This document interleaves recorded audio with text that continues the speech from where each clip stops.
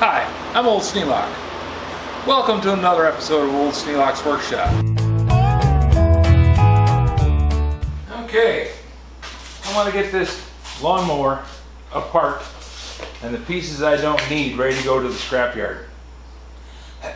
But to do that, I will have to take the deck off and get some other things going. So it's going to take a few minutes, but we're going to get this done.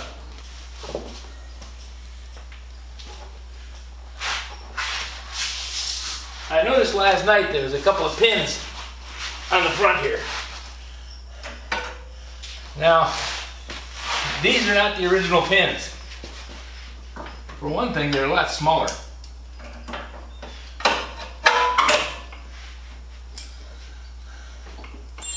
And they're a lot longer.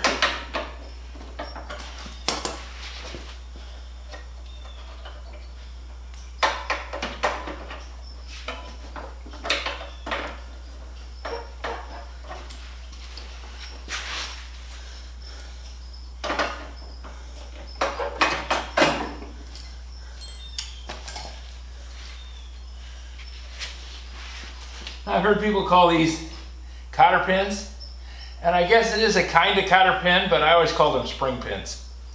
So if you hear me saying spring pin, you know I'm talking about the cotter pins.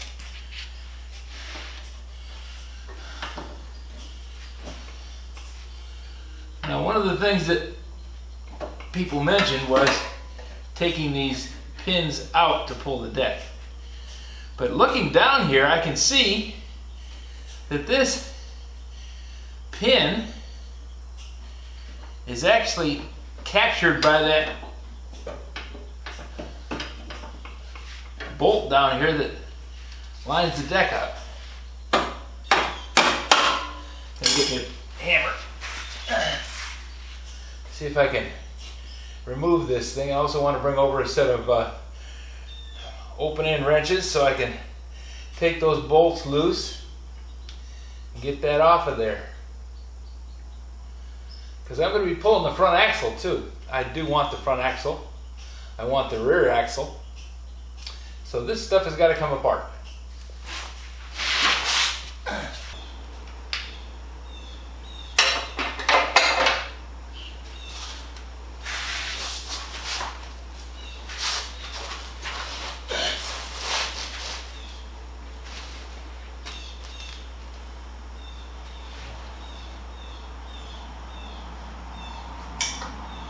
Okay, in the back here, I have a J-pin,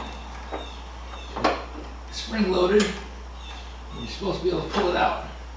It looks like you gotta spin it a bit to get it to come.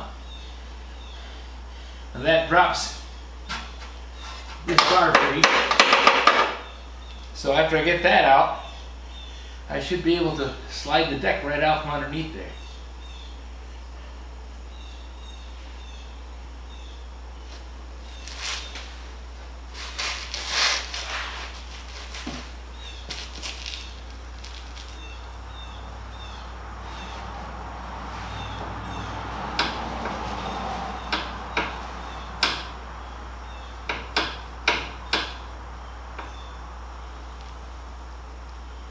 Those mower blades are pretty much shot. Looks like there's 3 of them. I thought there was only 2. The other LT1045 that I worked on only had 2. So this is either, well, it's a different model. I don't know if it's older or newer. In any case, it's got 3 spindles. That means 3 times the things to go wrong with it. Now this little guy here, that's the one that's got the hollow sockets.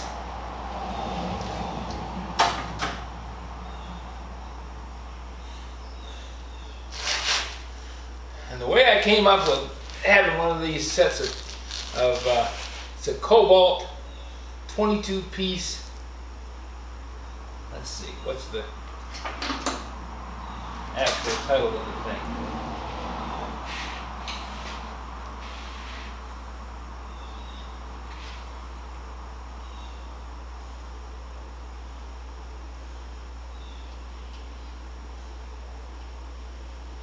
It's called a 3/8 inch SAE metric through ratchet socket set.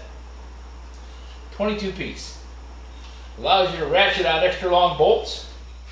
And it's got it written in French on there, which I don't read French.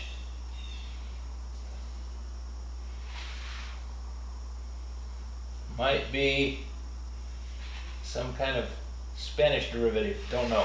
Never took Spanish.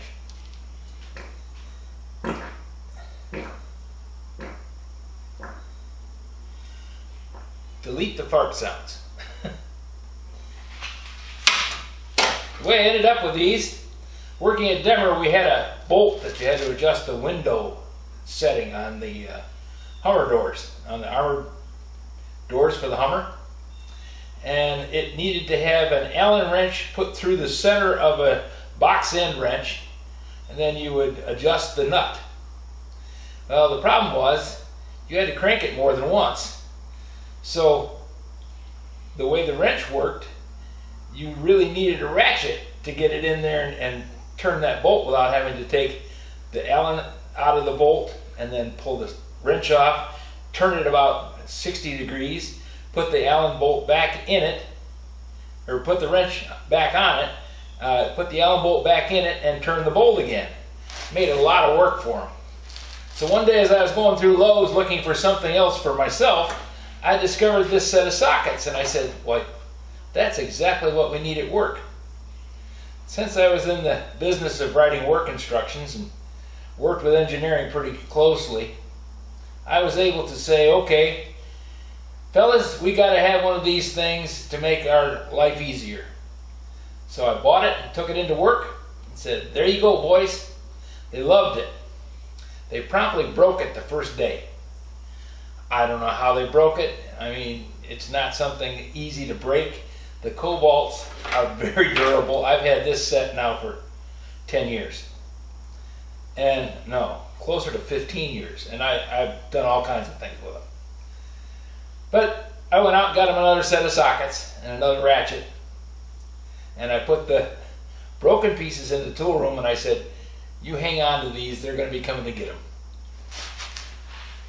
And lo and behold, they never broke another one.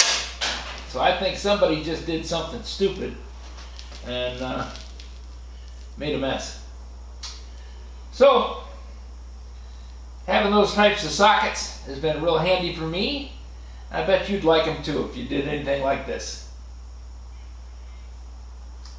Okay, gotta go around the other side and pull the J-pin.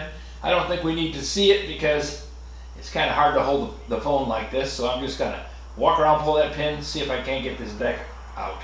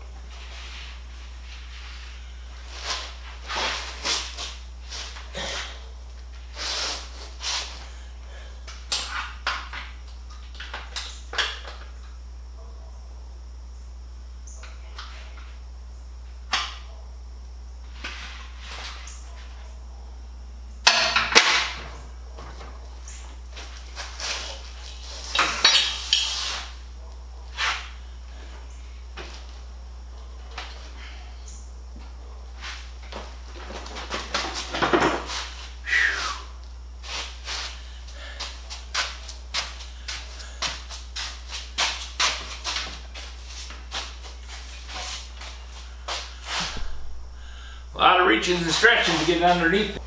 Big help.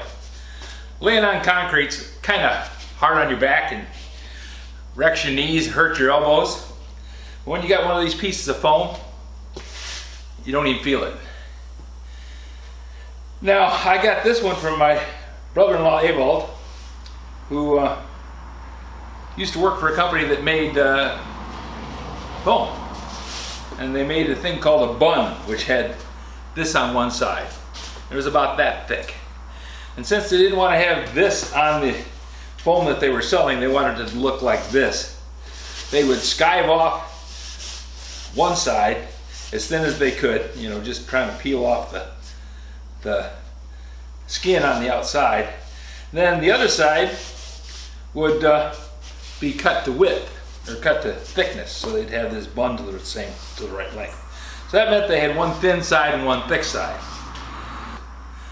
My sister Peggy was a veterinary assistant. And veterinarians have this job where they have to go out in the cold and the mud, out into the field, and help an animal that's injured or having a baby. That meant that they get called all times of day and night, and they would have to go out and work in some pretty nasty conditions. Peggy had one of those mats at home and took it into work. And one of the vets took it with them on a call, said they loved it. Could they get more? Well, seems that they made a ton of them. So Avald made a deal where he bought all the foam, the skins, because it was just scrap. They just cut up, chewed it up, threw it away. He bought all the skins in a big bundle and then handed them out to the vets. Yeah, he's that kind of guy. And when I found out about him, I thought, well, that'd be kind of handy for me too, because I work in some old bones, old knees. They don't like being on the concrete anymore.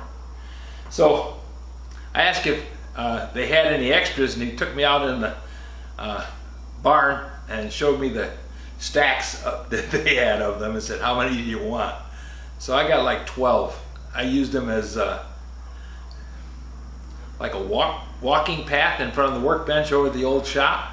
The old shop had 40 feet of workbench, because I went around one wall and down around the corner and around the other wall. And I put drawers under all that workbench, and I used every bit of it. I had something on every piece.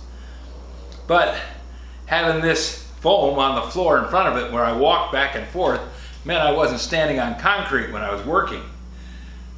Made it really nice. Now I have a pile of them in the garage, and I have a pile of them in the basement, and some of them have disappeared over the years. I think I got like 7 left, maybe 8, but they're very nice. Okay, let's see if we can pull this deck out of here.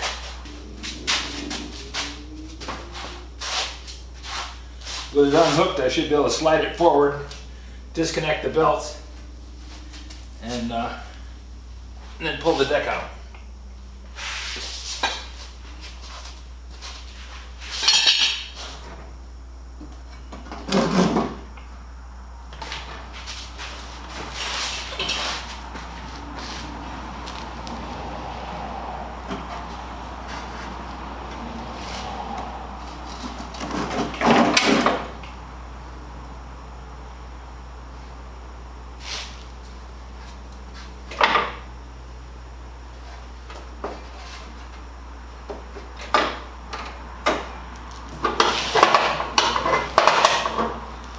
Raise that handle. That gets those bars out of the way. Now she pulls forward just fine. And it rolls along on 4 wheels, so it's kind of easy.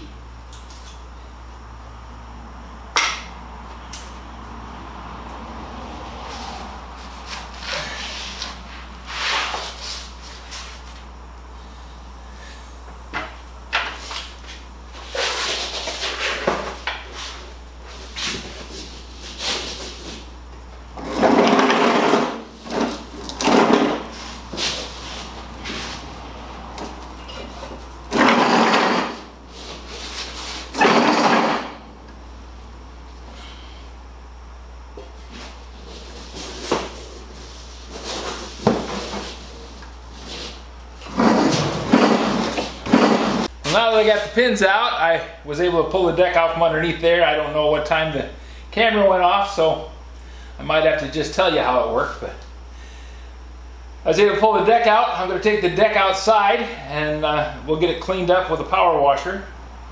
I intend to sell it on Marketplace, along with any other bits and pieces off of this thing that I had available to me to sell.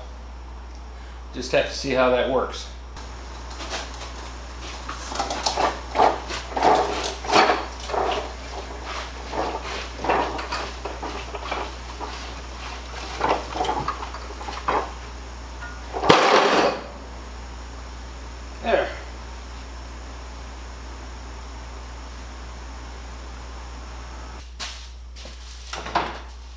This is a brand new chute.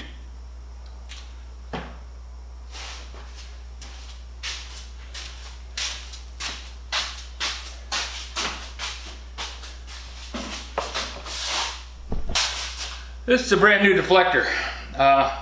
Evidently, before Linda bought it, somebody fixed it up a bit and made it presentable, which, good for them. Unfortunately, they didn't know that the engine was going to blow.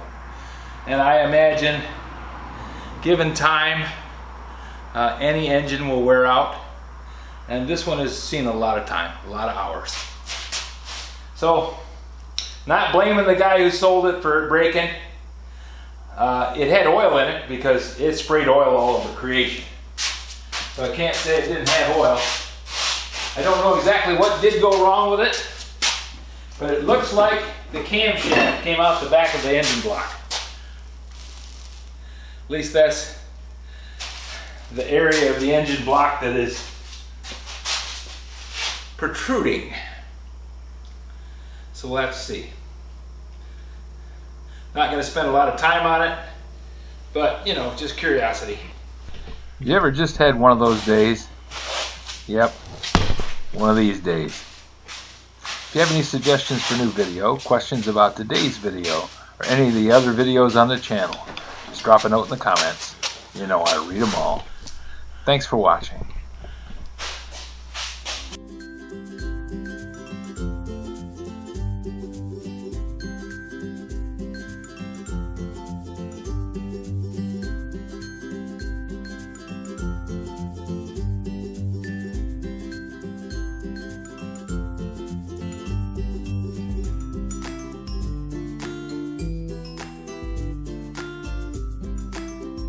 This video is not to be viewed by anyone under the age of 13 in the U.S. or 16 in the European Union without the express written permission of the parents or the legal guardians of the underage person. Such written permission must be on file at the local government entity in charge of enforcing the rules and regulations established by the FTC.